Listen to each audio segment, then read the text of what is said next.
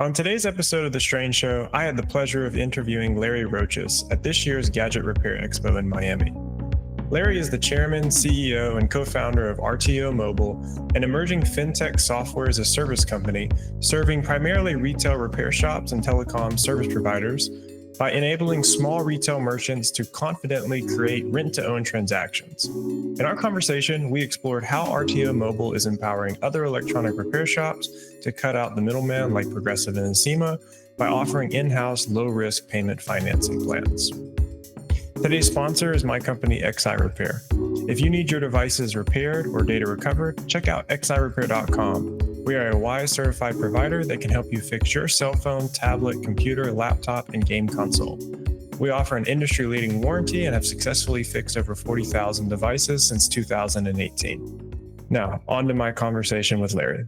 So I've been in the electronics repair industry since 2014. Wow. We're rolling, by the way.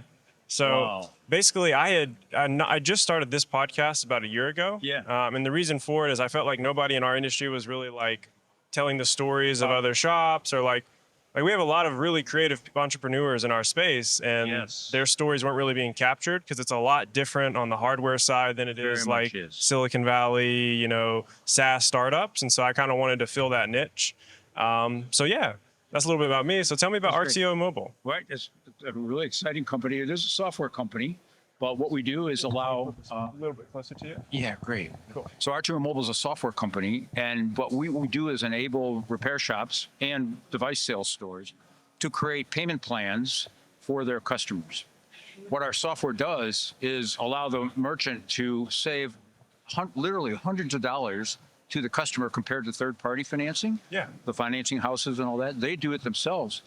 And they make more profit. The store makes 3 times more profit than they would if they, give the customer away to some other financing company. So this is a do-it-yourself financing software with rent-to-own, under rent-to-own structures. Similar to like the Progressive, Encima, it would be, kind of? Yeah, except those are financing companies. They hold the paper, they take the risk. Right. What we do is we let the store make the profit.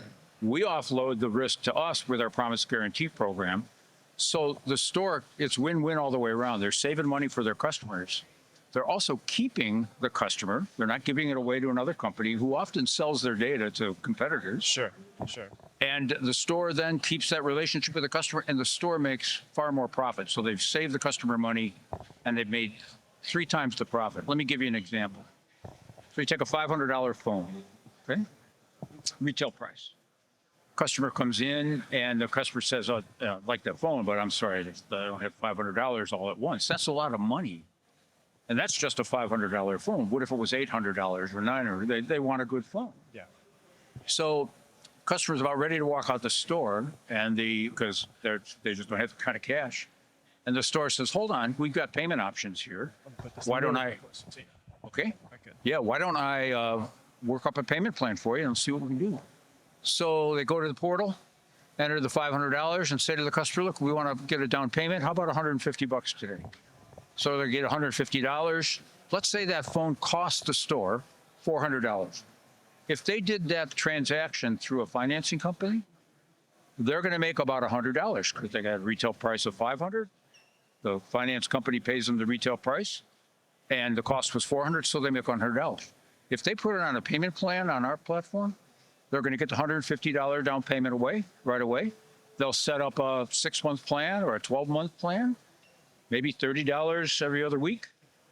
And the customer pays that store, and they can do it by card or by cash. And the store is getting all that money, right, every week, not the finance company. The store is getting the cash flow. So what the store has done is they built up a residual revenue stream from each payment plan that's going to last for 6 months, 12 months, however long they structure the plan. And they've gone on months that are slow business-wise, because repairs are incidental, right? They happen, and all of a sudden business is crazy because everyone's dropping their phone, and then the next month nobody's dropping their phone, right? It's crazy. Well, this really levels out the revenue streams to the store because the customers are making their payments on their phone. And everyone says, "Oh my gosh, what happens if the customer doesn't pay? I can't take that risk." And the store says, "Yeah, so I can't do that." And we say, "Hold on. We have our promise guarantee program. that we guarantee, even if the customer stops paying, that you will get at least your full retail price on that phone. We've done thousands and thousands and thousands of contracts across the nation, so we have statistics and we know well enough. So stores get started with the Promise Guarantee program. They put their contracts on that and they can sleep at night because they know they're going to get at least the retail price. And if it defaults or the customer doesn't complete their payments, we're right behind it, get that rest of the money to the store. And the store goes, holy moly, wait a minute, I'm paying the premiums for the Promise Guarantee, and then I'm looking at my statistics from the reporting, and I don't really need that because, like, nationally, about 1 out of 12 customers ends up not paying in full. They've all made their down payment. But there's our partial payments on everybody, right? Yeah, exactly, right. Yeah, exactly. So the profits between all of them are making up for any loss you might have on that 1 out of 12 customers. Yeah, you do the math, right? I've got 88% of my customers paying. Yeah. And I got 12% not, completing their payments. They paid some, but and the math works to your So are favor. you guys using the security profiles is not the right word, but that's what I'm thinking of, where you put, I know like PayVantage and some of the other companies will put those profiles on, for example, iOS devices where it locks and the device can't be used if they don't make their payments. We've developed our own control system. Okay. It's Perfect. very, very deep. We know the others that are around in the market. Doesn't even compare. Okay. This is military grade. It's ISO 9000. It's ISO certified. Nice. It's used in other technology applications, use cases, besides what we use it for in our main business. But yes, that software goes on. What's helpful is that when the store puts that software on, that phone is ready to be put on a payment plan. But if that store is going to sell it for cash, they just click a button and the software goes away. So the certificate and the profile and all that are just. And who's providing the devices? Is this our stock? So this would be ISIS that we use our stock? We couldn't imagine selling physical hardware. Any Android, any tablet, any iPhone. So we've got a wide variety of devices. And in the future, and I don't like to talk about the future things, but PCs and MacBooks and all those as well is in our roadmap. That's right now. It's mainly just smartphones. Yeah, that's exactly right. I know a lot of owners in the repair industry and like the retail side of things. They've always stayed away from ever offering it themselves because they didn't want to deal with like following up with the customer and trying to collect payments. Right. Right. Is that entire customer service side of things handled by you guys? No, we like thinking that the customer has no idea who RTO Mobile is. Interesting. The brand is the store. Gotcha. We want to lift that brand in the customer's mind. So there are reminder messages for payments that come out. We put it out under a label of the store's message. That's a text message. And so the consumer gets that text message. I got my payment's due in 3 days. There's also auto bill pay. So we set up a merchant account in our platform for that store. And the payments go from the customer's bank account right to the store's bank account. We don't ever touch the store's cash flows. Our platform enables the store to be in this business. We think that the lifting or the work that the store has to do to maintain payments, we see a wide variety of practices. Some stores go, you know what? I mean, I'm really busy, and if somebody defaults, it's going to be the 1 out of 12. Okay, so no problem. And they don't really follow it up because it's not worth it to them. Sure. It may seem like it, but it's not, because they got to reach out. Other stores use it to stay in touch with their customer. And it's amazing because they'll reach out and go, hey, you know what? I just want to let you know your payment's coming up, but we've got a special going on this week too. And by the way, and so they're using it as a vehicle to stay in contact and build relationship with that customer. When they started the payment plan, many stores go, I've got 2 plans to offer you. One is with a third-party finance company, and they might name it, but the name isn't important. And the others are our own plans, and they do the math, and the customer sees the savings. I'm telling you, Jonathan, it's like they're going to save that customer $300, $400, $500. The third-party finance companies, they use multipliers that are sometimes as large as 3 times Yeah, the I know. retail price. I see those fine prints on Yeah, the you do, documents. right? And yeah, everyone says, oh yeah, but you can pay it off early. Well, only about 20% of our Never do. customers actually pay it off early. Yeah. With our platform, the store can create their own early payment options. They can say, well, look, in 30 days, if you want to come and pay off the rest, it'll be the same as the retail price. Plus, I got to charge you an administrative fee of $50 or $70, whatever. Or some get really creative. Say, look, I got a 30-day payoff. If you can't make that, I got a 60-day one.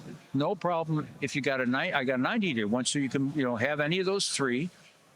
And look, if you missed the 90th day and you come in the 90, look, we're going to take care of you. We'll work it out.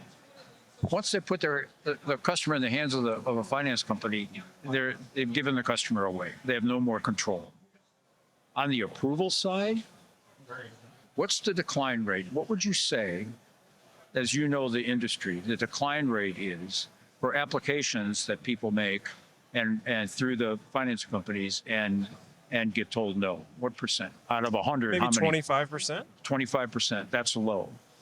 And what's interesting is it varies because they run their cycles and their cost of capital and all that. So they want a lot of onboarding and because they've got a dose of capital that just came into their company. In this case, the store makes the decision on the customer. So what we're doing is we're supporting that store with ways to verify that customer is who they say they are, and they can capture IDs if they want, or they don't have to if they don't want. So it really puts control back in the store. We view it as the store's customer, not ours. And we want that store to enjoy the profits from this and the customer to save money. We think that's good. That's good business. One other thing I'd say is that, especially for the repair industry, how do you finance a repair? Yeah, it's difficult. Yeah, there's not a lot of vendors that finance it currently. That's exactly right. So in this case, the store can go to the platform. They can do a repair payment plan. And what some stores do is they don't want to put the control software on because we would like a fresh device. We need a fresh device, factory reset, to get the control system in there. So they don't want to do that on a customer's phone that's going to repair it. But the customer doesn't have the $200 for the repair, let's say. So the store says, I'll tell you what, we could put it on a payment plan. I'd like to get the down payment from you today. And they set the down payment equal to the cost of the parts. So if they got their cost all back on day one, they have no risk. So the control system is, they could put it on there if they want, but if they don't want to disturb the customer's content on the phone, then they can get their cost covered, and then every dollar of payment that comes in after that is profit. Do you guys have any integrations with any of the e-commerce platforms do you have any vendors currently that are using, WooCommerce, Shopify? No, we don't. No. This is all retail. Yeah, it's all retail, customer present in store. We have some stores that have an arm of their business that is online. So they're promoting their merchandise and their phones on their platforms, and they're using our platform behind it. So what they do is they have a link that gets them to a customer application. They take that in, we ingest it, and they look and go, yeah, you're approved for sure. And the prices that they're coming up with are completely far lower than what any other kind of financing company would do. Does RTO Mobile's platform enable, let's say I want to only allow customers that have automatic payments, Yes. Enabled on their bank account? Of course. And so you could say in your store profile, when we set the portal up, you would say, I am not going to allow cash payments. Therefore, there needs to be a card on file. And it's card not present. So the card on file is in our merchant processing relationship. So it's all secure. And that card stays on file. And then when that pay date is due, it's going to go out to that card, get the money, and put it in the store's bank account next morning. Very interesting. Yeah, so that integration is complex because if you think about it with the control system, it's got to be real time. As soon as that payment is made, that phone lights up. Right. And they can even be on the phone with the store because you can make 2 calls, a 911, and you can call the store. We allow the number to the store. Well, that's interesting. And what is the flexibility for that? Like, are we able to say, if it's past 30 dues, you immediately get that pop up that says you can't use your device until the payments are made? Yeah, well, we have a standard policy that says, let's say the payment due is due today. At 11 o'clock tomorrow, that phone will lock. But in an upcoming release, we're going to let the store say, when do you want the phone to lock? Right now, if the payment was due today, we're going to wait all day, because the customer could come in at 10 o'clock or had put money on the card at 11 o'clock at night, right, just to make the payment time.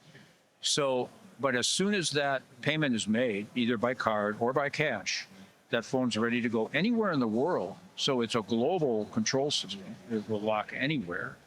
So they can't sell the phone because that lock screen is there. It says your phone is locked to make the payment. It's unlocked the phone. You're going to make the payment, and the store's address is on there, and the store's phone number is on there.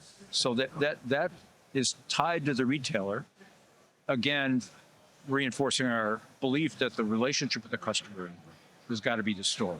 Sure. That's where we want to. That's a really good philosophy, I think, for your company, because a lot of the OEMs are starting to have similar perspectives. Yes. I've had conversations with Apple and Samsung and some of the other ones on the repair side. Oh, and for a yeah. long time, they didn't want to partner with local repair shops because they kind of saw us as third parties. They've changed even what they call us now. Now we're independent repair Here we go. providers. We're not Right. third parties anymore. Right. And so I think they realize it's not, it's healthy and more likely that customers will choose their local shop over trusting sometimes online retailers or big box stores for these types of purchases, and especially particular customer segments. So Absolutely. I think there's definitely a niche for it. So could you talk a little bit about pricing? Is that something you can share? Absolutely. Oh yeah, totally.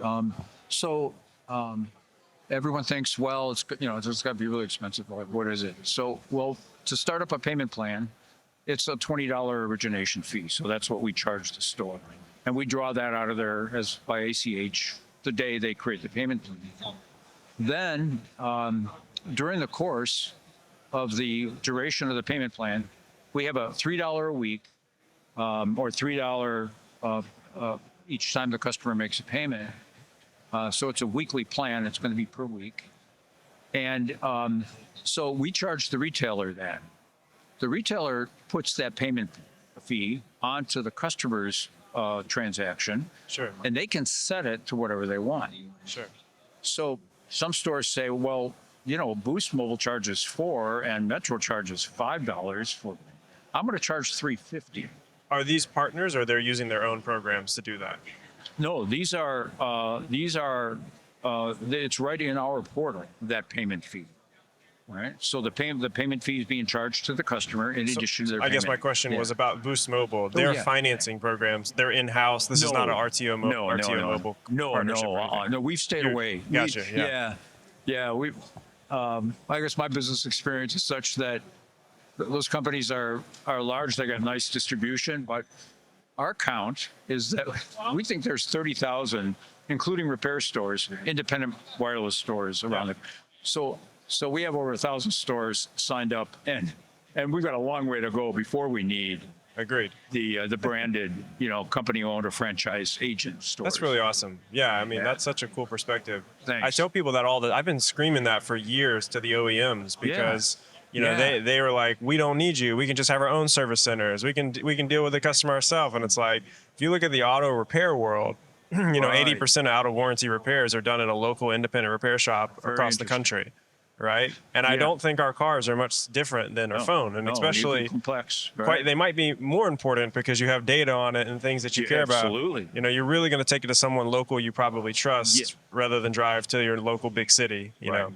I think that thrust of let's have our own, and let's have national account onlys.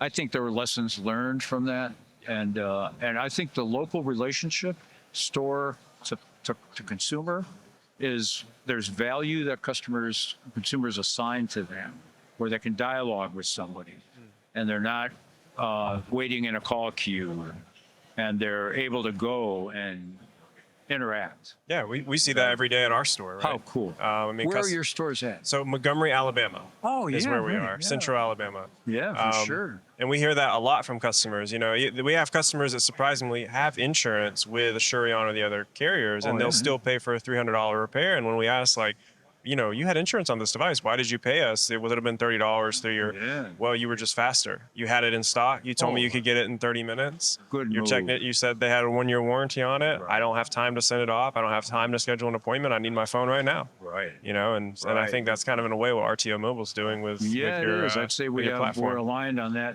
philosophical level of take care of the customer, have local service, build a relationship for a long-lasting. So a $20 service fee yeah, at so- first. so $20 and service $3, fee. and I mean, that's pretty fair, right? I mean, compared to what Acema's making or Progressive's making off Oh my of gosh. us. I mean, Yeah. The fees. I'd rather give some profit to you and make more for myself. That's a Oh. pretty fair deal, right? No, absolutely. So we're talking $300-$400 profit Yeah. on a $600-$700 phone, right? That's not the total revenue coming. That's after the cost of the phone, right? You've taken the cost of the phone out. So so on $300 or $400, you're not worried about a $20 origination fee. So the $3 though that we would assess to the store, the customer has paid the store $3.50. So the store's got a little extra 50 cents on every revenue transaction, every payment transaction for themselves. Or if they wanted to charge $4 payment fee, they set that to whatever they want and in the platform. And that store then is collecting that, and we're getting our fees from the store when that payment That's happens. really awesome. That's Yeah. really awesome. How do you think? What would you call RTO Mobile, and is it a leasing platform? Is that the correct word? Yeah. The stores structure these under the rent-to-own regulatory framework. Okay. So Lease-to-own, a rent-to-own rent-to-own, platform yeah. is maybe the right way to put it. It would be a rent-to-own or lease-to-own platform for do-it-yourself, right? Sure. Not That's- to submit it and give it to A someone white else. label, right? Yeah. So exactly. as a rent-to-own platform or Yeah. rent-to-own service provider, Yeah. how do you think about how, you know, we look a lot at the device values that are and how they're increasing with tariffs and just geoeconomics and how that's kind of changing, geopolitics, excuse me, how that's changing and how we see devices getting more expensive over time. Do you think that there will be a boom, for lack of better words, with customers that are looking at devices that are $1,000+ and don't have that money, and maybe for the first time choose a rent-to-own Oh, platform? absolutely. We subscribe to a lot of research. At the scale we're operating, we need to know the movements. Over 40% of millennials in that age range used some form of buy now, pay later. And that number is going to grow as the ticket price goes up. Yeah, I can see So that. on low end, like accessory things, no. On a new phone, they're very active in that. And those statistics were as of 2023. Yeah. So I imagine they've even stepped up a bit. And as prices go up and disposable income gets a little thin, absolutely they will. So it's a very it's a robust market segment. I think the retailer owner has been caught in a paradigm of the way the industry works. That is, if you can't afford the phone, then let me fill out this application and see if that company will approve you. That's been the way the industry has grown up. There is nothing else like what we have in the market today. Maybe there will be, but the ability for the store to say, I've got a couple alternatives for you, show you the one with the most savings. They're starting a relationship with that customer in a very good way. I've just saved you $300 or $400 because they're controlling the markup on that. The store is, we're not. We're giving them the tool to do it. Yeah. So And I can speak in my own self. Yeah. We've had a lot of customers that have asked for in-house financing, Wow. and we've just never approached it because of the concerns I already had. It's like, I wanted an automated approach of, I want this, and this from every customer. I don't care what your credit score is necessarily. Right, I just want to make sure you have a job, get paid regularly. Yeah. Because we both acknowledge that the majority of these things they're fixing, you know, they can't work without it practically, right. So it's not That's right. they're not financing a luxury handbag. They're financing something that gets them to work. Essential, absolutely. I haven't, this is just anecdotal, but customers that are in this social demographic group, I think have a higher dependence even on mobile. Oftentimes in their residence, they don't have cable and Wi-Fi. Yeah. So the kids come I home don't from have cable. I have Wi-Fi, but no cable. Okay, right. And right. haven't So, for 10 years. yeah, right. So, your phone is your hotspot in many stores, or in many homes. And kids come home from school, they got to connect to the internet for school for their homework. Yeah. So it is not an optional lifestyle item. It is. It's very essential. And the antennas, the processor, the speed of the phone, the battery life, they need a better phone. The free phone, routine, they've gotten accustomed to that, and they know it's not a lasting device, and Sure. they're locked to a carrier and all those. And there's so many, like, for regulatory reasons that may not be sustainable. We see in Europe, for example, they're looking at passing laws that prevent that sort of activity because they want to say, well, you have to have the actual retail cost of the device separate from any type of service plan that you're offering. Interesting. So because if you really think about it, it's not good for competition, and it's Yeah. also not good for service, like for the environment from a service perspective, when you're constantly handing out $0 devices. Yeah. Right? I mean, in some ways, it's almost, well, whoever has the most money and can subsidize the upfront cost of getting new customers is going to win in the telecommunications industry. And I think a lot of regulators are catching on to that and saying, yeah, you got to stop that. If you're going to give a phone away, that you need to charge them the upfront cost of whatever that device is. It can be cheap, but it can't be free. Right. I That's would a little misleading. I wouldn't be surprised if we see that in the U.S. at some point. Yeah. Another thing that can prevent that, sorry to interrupt you, is the requirement to have devices unlocked immediately, right? If they don't take the other regulatory approach, if they just say, well, the device has to be unlocked, well, that breaks the free giveaway phone model because, well, if it's not locked to Straight Talk, then they can go get a free phone from Straight Talk and then just take it to T-Mobile. Yes. And so they can't give it away for free at that point. Right.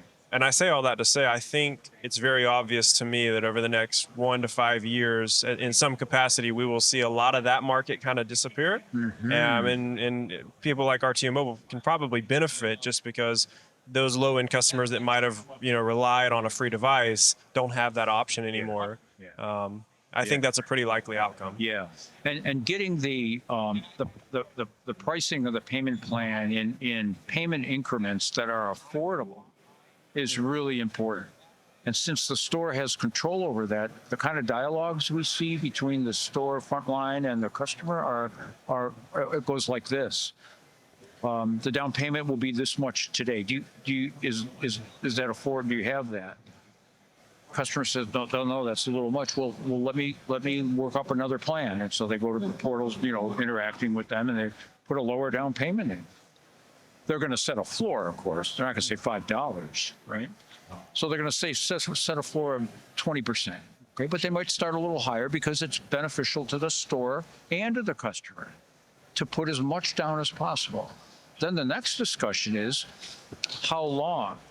And under the rent-to-own structure, since it's not interest-based, there's no interest rate. You could probably impute one, but there is no stated interest rate.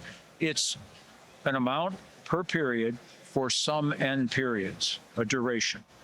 So if it's too much, let's say they say, well, it's going to be $30 a week, and the customer, oh no, there's no way. Look, we want to find an affordable amount for you each week. The store just stretches that out a little longer. They'll go from 6 months to 7 to 8. The total amount is the same, but it reduces the incremental amount. Sure. So they can work a payment plan that's so affordable for that customer that it's hard for the customer to say no. So we like to say, never lose a sale again.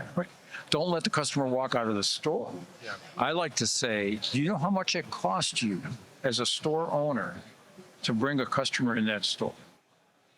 If you just have, you would, Jonathan, you would. So you would respond to that, and I'm interested in your answer. So what, if you only had one customer in the month come in, how much would that cost you to get that customer in the store? Oh my gosh. Yeah. So I'll speak generally as a repair shop owner. Depending on how many in-house technicians, what their insurance policies and rents are, that varies a Got lot. it. Yeah, I'm but- lucky enough to be in Alabama where rents aren't crazy. Yeah, right. But here in It's nice. Miami, I've seen Facebook posts of people paying $10, $20, $30,000 for like a mall kiosk, per month, right? Yes. So it can be a lot. Exactly. So if you get your rent, you got your utilities, right? You get your insurance, you got your inventory that you invest in. So Yeah. to have a customer walk in, and first of all, to have somebody else, some other company in control of whether they buy from you or not is like, that's awful. You don't need to let that happen. But to have a customer walk in and have them leave because they can't afford the merchandise is what you want to try to operate in a way that gives them options, and that you can create something that's affordable. Yes, it's going to be more in total, but that's not an option for the customer because they don't have all that at once. Sure. If they did, they should. Well, They I'm have sure all it's the a money lot once better you- than a payday loan Yeah, or some yeah, other yeah. option that they Yeah, might yeah. take anyways. Yeah. Yeah. It also keeps them in the ecosystem. We haven't really talked about that, Good but I point. like that idea a lot because, Absolutely. in my own stores, we have, we service devices, we repair them, we buy the devices back, and we sell the devices with certain payment plans. So we kind of have an ecosystem of customers in our area that they rely on us for pretty much everything. Oh, that's beautiful. We also What a activate great Verizon model. prepaid in-house, so it's Yeah. kind of like we hit every little corner. And Yeah. I'd like to argue that the products and services we offer are that really honestly they are some of the best that the customer is going to Yes. get, if not the best. Yeah. And so I think adding that one additional thing where you can add more customers in and keep them in that model and keep them under one roof, you're going to get them on insurance with in-house and with ACO, and then they're probably going to break it and you're going to repair it. You're gonna repair it. Or when they need to sell it, they're going to sell it to you and get Right. another one. So you create that ecosystem that the can't speak today. Telecommunication companies have in an independent store. Yeah. And I think that's pretty powerful. Can I share a story with you? Yeah, go ahead. So Shoot. here's a program, and there's so much creativity because you have store owners who are entrepreneurs, right? Yeah. So we have a store owner that has a sign on his window that says, iPhone payment plans, everybody qualifies. Major attractor. Yeah. I mean, it's like people going, oh, wow, let me come in. I mean, everyone qualifies because they can. So the store owner sets up the program, and the customer comes in and says, well, I want to get one of those iPhones on the payment plans. How does it work? And the front line says, well, you start out with an iPhone X, and that's $150 down today, and it's $20 a week. But in 4 weeks, if you make your payment on time, you bring that phone back, and we give you a 12. Ah, And that's then, smart. Yeah. and then it's Very smart. $30 a week after that. And the next 4 weeks, you bring that phone back, we'll give you a 13. Wow, that's wow. So think about it. Yeah, in a way, you're building up a local credit history with that local shop in a way to prove that you can afford maybe Yes. the refurbished device at first Yes. to the new device. To the new device, in and the the future. incentive to come in and get the next one up Interesting. in only 4 weeks. Well, the store's taking that back. They got the down payment, and they got the 4 weeks of payments, right? Sure. So they've got their cost back, but they're getting the next one in, and that's already been paid for, and they're using that next one for the next customer who comes in that starts the program. That's brilliant. That is really that's a That powerful is a story. very creative way to establish glue for that customer. Why would that customer not come back and get their 12, their 13, their 14? Right. And so yeah, all kinds of creativity and good ideas. I've got you here for just another minute. I wanted to ask, how did you get started with RTO Mobile? How did this idea come about, and how were you involved in building it? Yeah. My background is entirely software development. I joined IBM in the early 70s, and I'm giving away my age. It's like, oh my gosh, but left that company with 5 other guys and formed a software company. And we took that public in 1986. It was a very successful IPO. It was grew large. What was the name of the company? System Software Associates, SSA. Okay. Trading symbol was SSAX. That was my first exposure to the capital markets and to a large scale software, very different platforms than today. And that got me started. And I just couldn't stop. Did one other one in 1996. I was on the board of a software company that went public. Then I found out how you spell the word cellular, and it had two L's. I didn't know that. I knew nothing about telecom. I really did not know. And I came across a business model that today would be called an MVNO. So we formed the first MVNO in the country, and it grew. It was a product called Easy Link. That was the name of the airtime product, or the airtime product in the day. There wasn't even data, and we grew that company. It was fun. It went for 10 years, and then the carriers, who are our suppliers, decided that they wanted to be in the prepaid business. Yeah. So when your supplier is your competitor, that's an ugly business model. Very It is, much so. to your earlier Very much points. So, but we got to know the prepaid wireless market, and we began to ask the question, what's a frontier that stores really need these days? And airtime and data plans were not it. That was getting consumed and crowded, and it even is today. And the MVNO model is a struggle because of that very fact. The margins are low. So we began to explore the other, and this financing thing kind of popped up, and we knew very little about it, studied what went on, and we thought, oh my gosh, customers are paying huge amounts of money, and stores are making only the amount they would make if they sold it for retail, which are thin margins and getting thinner. And we said, there's got to be a better way. What could we do? How could it work? And we began to brainstorm it for about a year, built a really sketchy platform. It was just kind of band-aided together and put it out just to test in a couple test markets. And we saw amazing numbers. What year was that? That was in 2018. Yeah, and it was only for Android. So we knew this is just going to be a reference point, not going to be the real thing, because it didn't do iPhones. And in 2022, late 21, we had been working on RF phone control technology, and brought that out, and so we're having fun. That's really awesome. Yeah. That's an incredible story. Yeah, this has been great talking to you. And Do you plan on do you plan on going public with RTO Mobile? I don't or think was that so. your last? No, you're I gonna stay private. at this stage, it's why would you do that? And these days, it's a pain in the butt. Sarbanes-Oxley and all the regulatory things around a public company are something that's maybe for someone else to do, not me.